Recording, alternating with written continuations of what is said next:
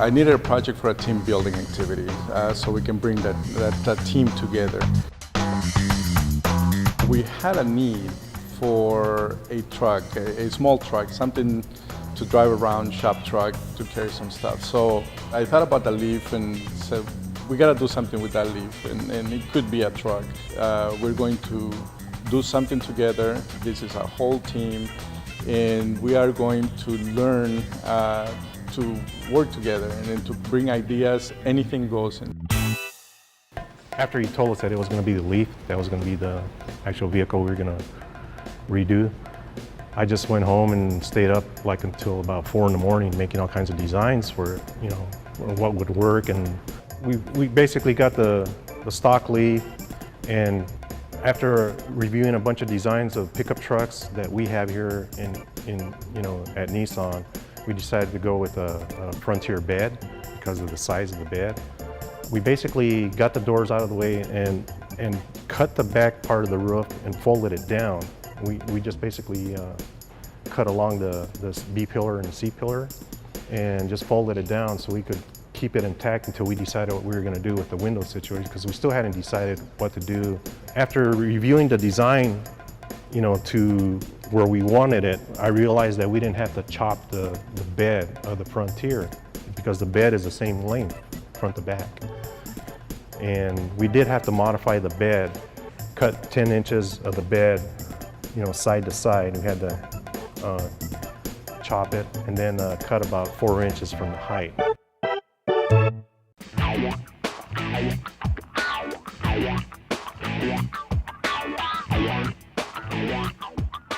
We kept the stock interior, and we had to do a major modification to the back, you know, of the cab.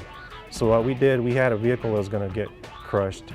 We had to go out to the boneyard and take the whole back end of the Titan cab off, basically using some Sawzalls, because the whole back end of this thing is actually Titan, and it actually has a power window, which works, by the way.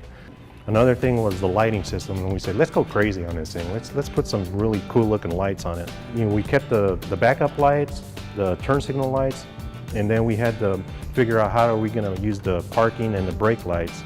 So we did have the high mount brake light on the actual whale tail, but we modified the LED system of the brake light system, and we mounted them on the original reflectors. These are reflectors that we cut out, and we modified the brake lights and put them in the back. And there's also some underneath that actually light up the ground.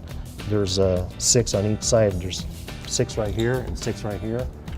And it's the parking lights and the brake lights also. I got to put something nostalgic in this thing, you know, and it kind of looks like a beach truck or something like that. So I said, what a better way than turn it into like a Woody or something like that, you know?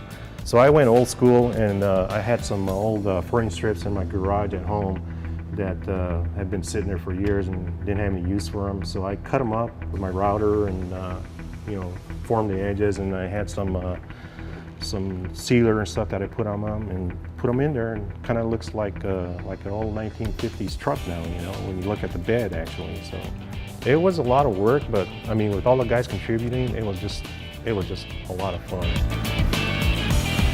We try to keep the secret and be exciting for everybody. But we have visitors that they come and they see that truck and they go straight to what is it, and they start looking at it. So it makes a good conversation. Being a slick truck and not so tough, I think I see it as a boy, but a boy with a heart. You know, it's something that we all put together, we all share. So it has a little bit of us in there, everybody.